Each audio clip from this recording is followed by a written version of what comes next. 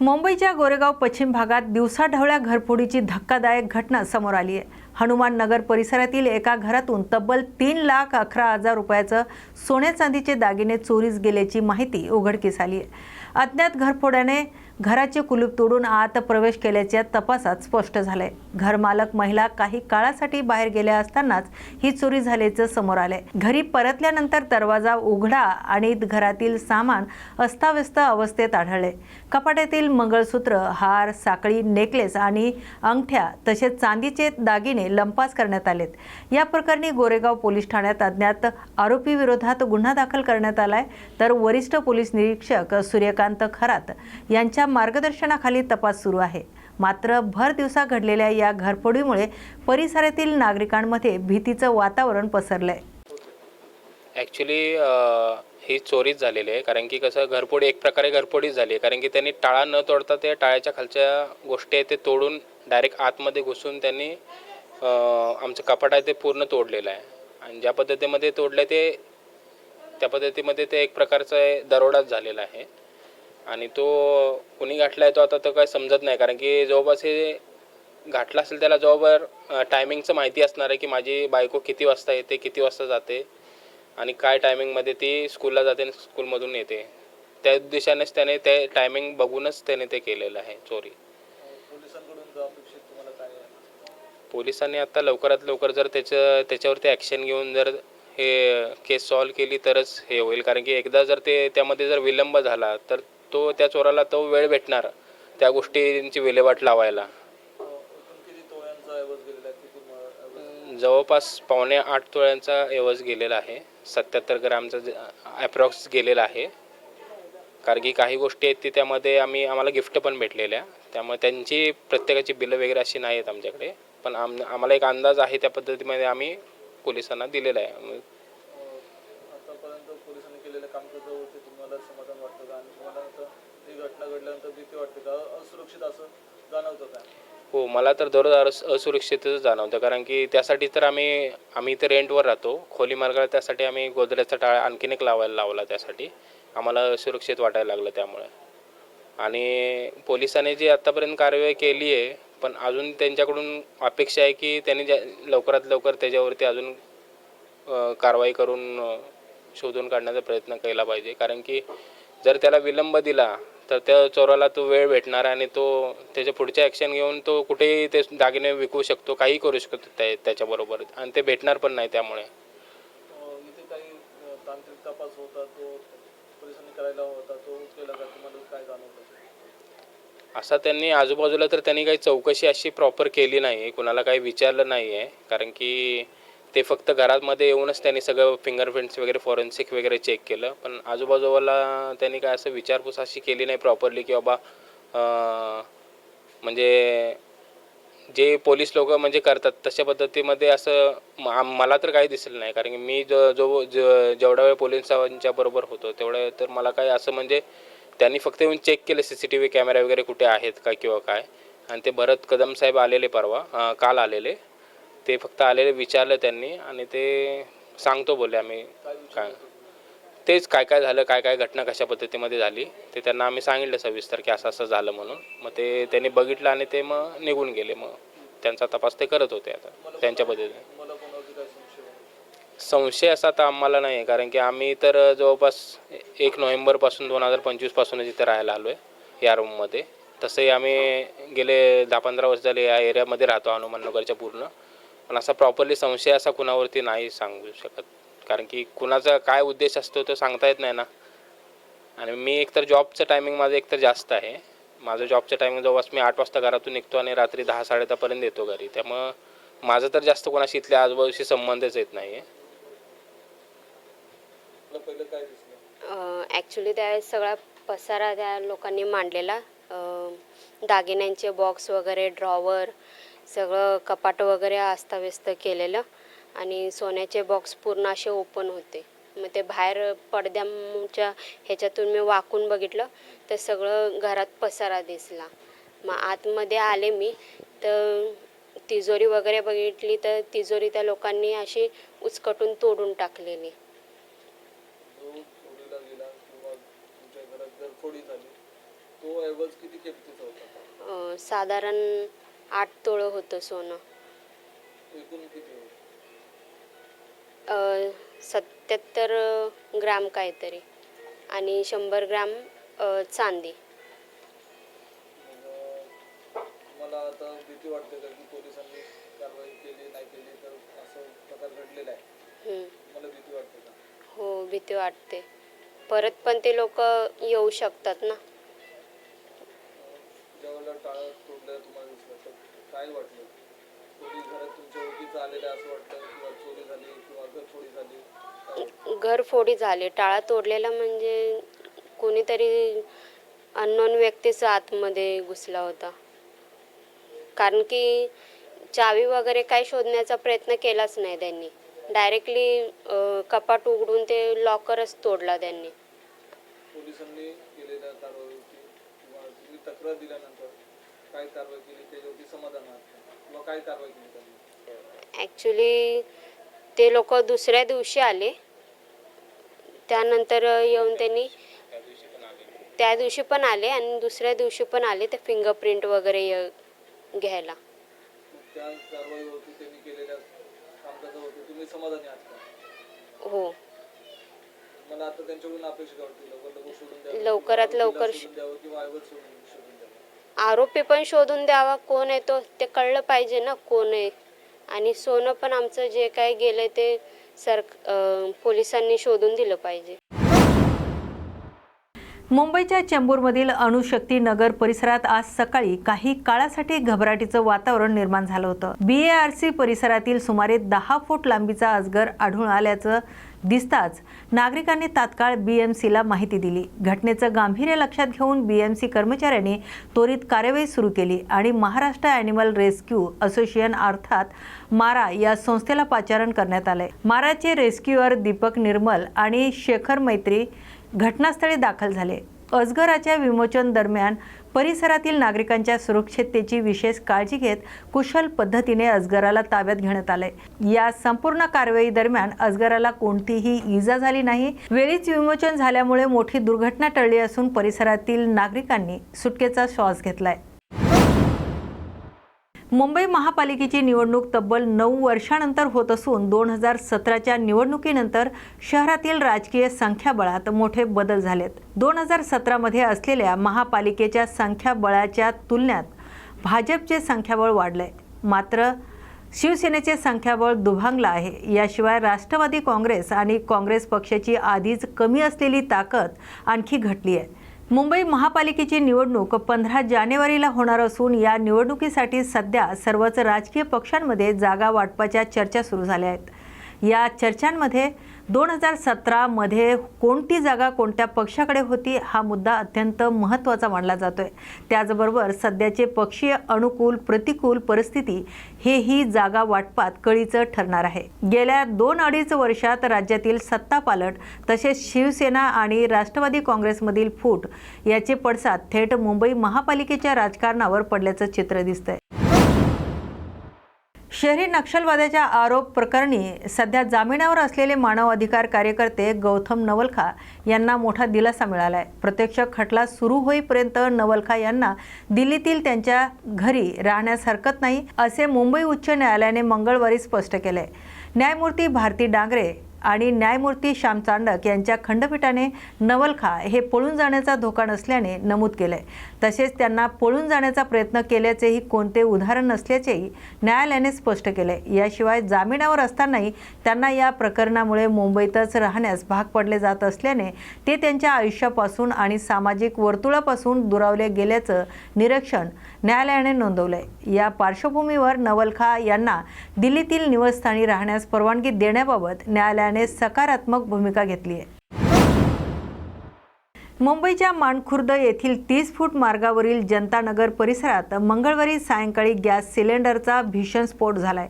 या दुर्घटनेत दोघेजण गंभीररित्या होरपळले असून त्यांच्यावर सध्या रुग्णालयात उपचार सुरू आहेत. चाळीतील एका घरात स्वयंपाकाच्या सिलेंडरमधून गॅसची गळती सुरू होती. मात्र ही बाब घरातील सदस्यांच्या लक्षात आली नाही. सायंकाळी अचानक मोठ्या आवाजासह सिलेंडरचा स्फोट झाला. स्फोटाचा आवाज ऐकताच परिसरातील नागरिकांनी घटनास्थळी धाव घेतली. घरातून आगीचा डोंब उसळत असल्याचे दिसताच नागरिकांनी तातडीने मदत कार्य सुरू केले. या स्फोटामुळे घराच्या भिंती आणि छताचं मोठ्या प्रमाणात नुकसान झालंय. या दुर्घटनेत पृथ्वीपाल जसपाल वय 40 आणि राजेश खिचड वय 25 हे दोघे होरपळलेत. नागरिकांनी तात्काळ त्यांना उपचारासाठी शीव येथील शासकीय रुग्णालयात दाखल केले. दरम्यान या घटनेचा पुढील तपास संबंधित यंत्रणांकडून सुरू आहे. राज्य निवडणूक आयोगाने 15 डिसेंबर रोजी मुंबई महानगरपालिका निवडणुकीची घोषणा केल्यानंतर महानगरपालिका क्षेत्रात आदर्श आचारसंहिता लागू करण्यात आली आहे. याच पार्श्वभूमीवर मंगळवार 16 डिसेंबर रोजी दुपारी 3 वाजेपर्यंत महानगरपालिका हद्दीत नियमबाह्य आणि अनधिकृतपणे लावण्यात आलेले तब्बल 2103 राजकीय जाहिरात फलक हटवण्यात आले. यामध्ये बॅनर्स, किऑस्क, स्टिकर्स, होल्डिंग, झेंडे, फलक तसेच भिंतीवरील राजकीय जाहिराती आणि तत्सम साहित्यांचा समावेश आहे.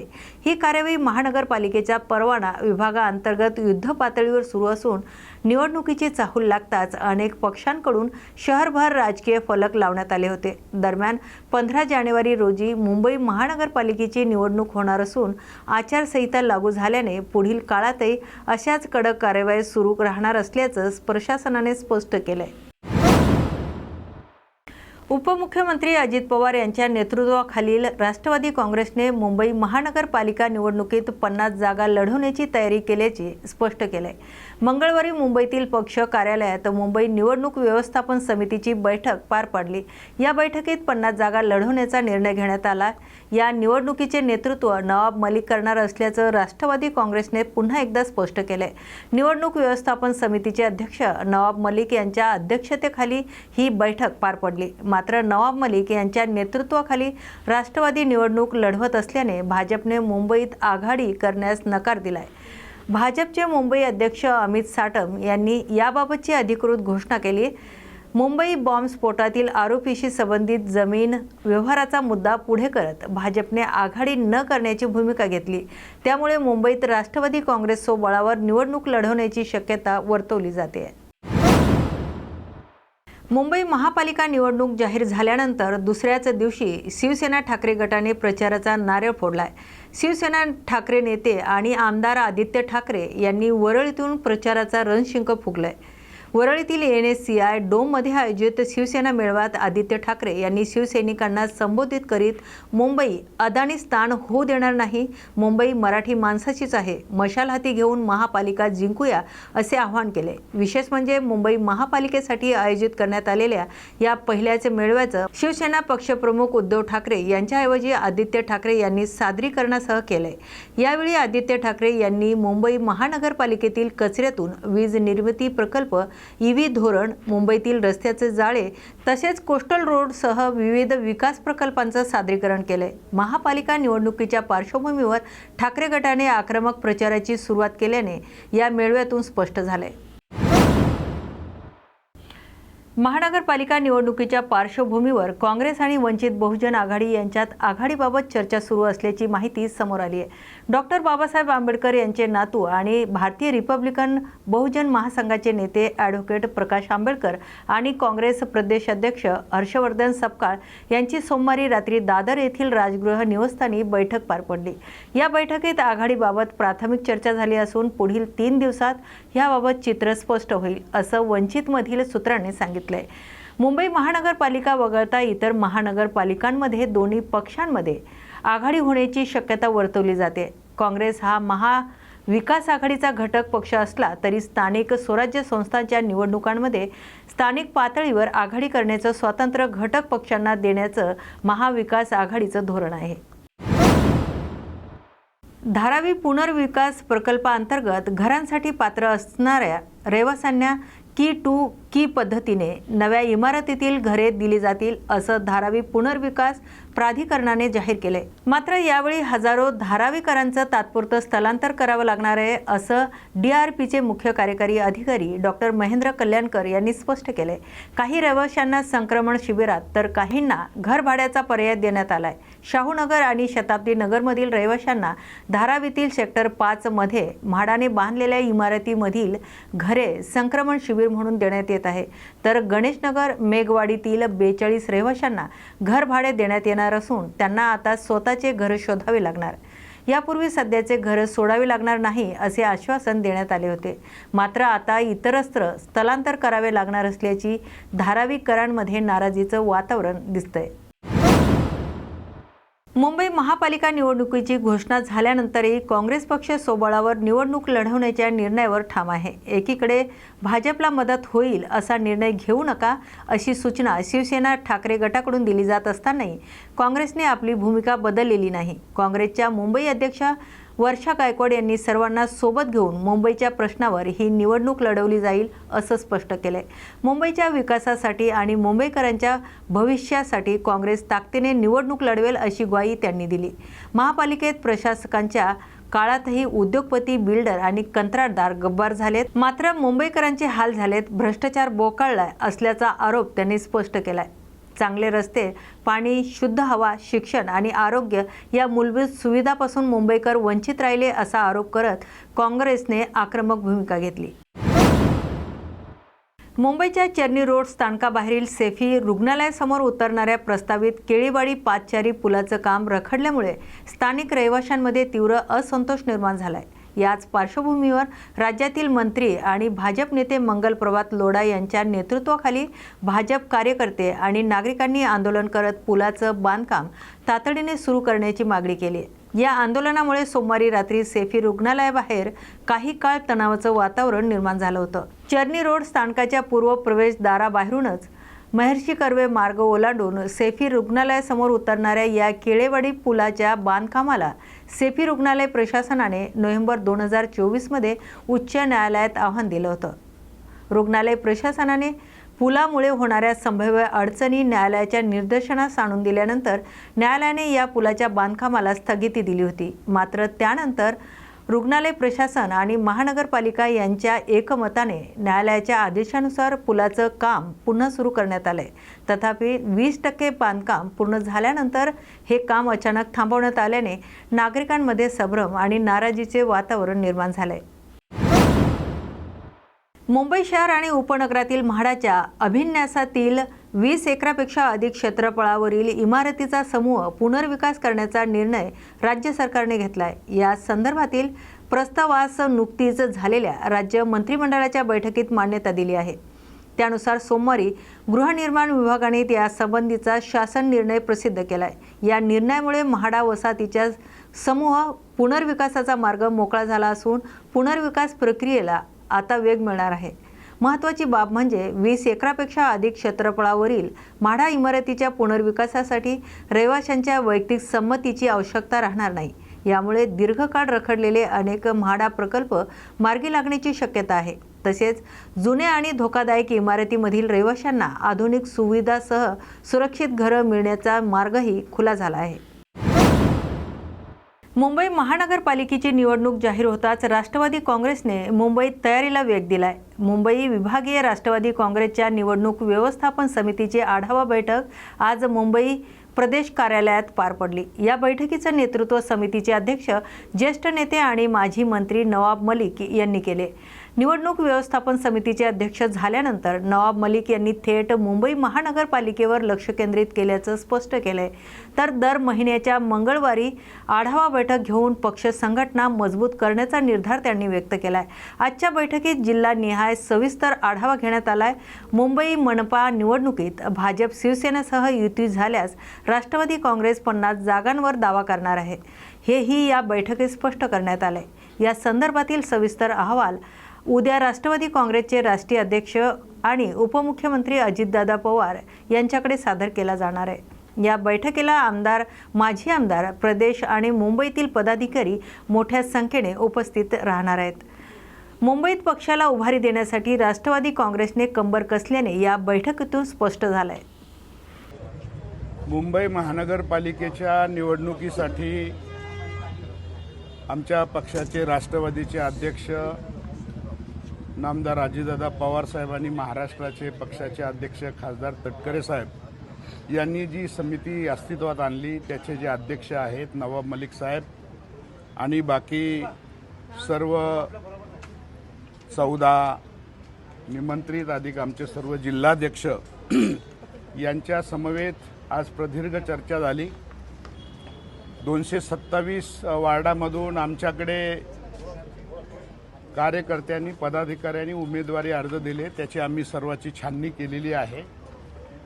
मुंबई महानगरपालिकेच्या निवडणुकीच्या संदर्भामध्ये आम्ही सोडून बाकीचे घटक पक्षांनी आज चर्चा केल्याचे आम्हाला समजलंय. त्या संदर्भातही आम्ही चर्चा केली. निर्णय आम्ही असा घेतलेला आहे की उद्या आमच्या पक्षाचे अध्यक्ष दादा या ठिकाणी येतील, तटकरे साहेब येतील आणि युतीच्या संदर्भामध्ये नेमकं काय करायचं याचे जे निर्णय पक्षश्रेष्ठी घेतील त्याप्रमाणे पुढील कारवाई करायची हा आमचा निर्णय झालेला आहे. जरी तुम्ही एकत्रित निर्णय घेणार असला तरी नवाब मलिकांच्या पाठीशी तुम्ही आहात का, की तुम्हाला या संदर्भात काही वेगळं नाव सुचवू शकता, अशी काही चर्चा झाली? या ठिकाणी व्यक्तीचा प्रश्न उद्भवत नाही. पक्ष नेतृत्व जे सांगतील, जे नेतृत्व त्या नेतृत्वाच्या पाठीमागे आम्ही सर्व आहोत. जागा वाटपाच्या संदर्भामध्ये समजा भविष्यात युतीची घोषणा झाली तर जागा वाटपाच्या संदर्भामध्ये सुद्धा व्हाया दादाच गोष्टी जातील का? थेट बैठकीला तुमच्यापैकी कोणी बसणार नाही का? या संदर्भातला निर्णय उद्या दादा घेतील, आमचे तटकरे साहेब घेतील, आणखी श्रेष्ठी घेतील आणि त्यांच्याबरोबर चर्चा करायचा निर्णय जर त्यांनी आम्हाला सांगितला तर कोणी जायचं, केव्हा जायचं हा सर्व निर्णय ते सांगतील त्याप्रमाणे होईल. आणि तिकीट कुठली मिळणार, किती सीट्स मिळणार प्रत्यक्षात चर्चा केल्यानंतरच हे निष्पत्ती होईल. राष्ट्रवादी काँग्रेस पक्ष म्हणून तुमचा मुंबईतल्या किती जागांवरती दावा आहे? तुम्ही बैठक सुद्धा घेतली, इच्छुक उमेदवारांच्या मुलाखती घेतल्या. किती जागांवरती तुम्ही जेन्युइनली दावा करता राष्ट्रवादी काँग्रेस? आम्ही किमान 50 जागेवर आम्ही जेन्युइनली दावा करणार आहोत. महायुतीच्या बैठकीमध्ये दादांनी जर सांगितलं तर आम्ही जाणार. 50 वार्डावरची नावं आम्ही काढलेली आहेत. आम्ही प्रत्येक 227 वार्डामध्ये ABC मार्किंग केलेलं आहे आणि आम्ही कुठे चांगल्यापैकी लढू शकतो याचा पूर्ण आज चर्चा आम्ही केलेली आहे. युती झाली नाही तर स्वबळाची काही भाषा होऊ शकते युती का? झाली नाही किंवा झाली या संदर्भातला निर्णय पक्षश्रेष्ठी घेतील. तयारी झाली या आमची पूर्ण तयारी झालेली आहे. युतीसह युतीशिवाय आम्हाला पक्षश्रेष्ठी जो आदेश देणार तसंच आम्ही करणार.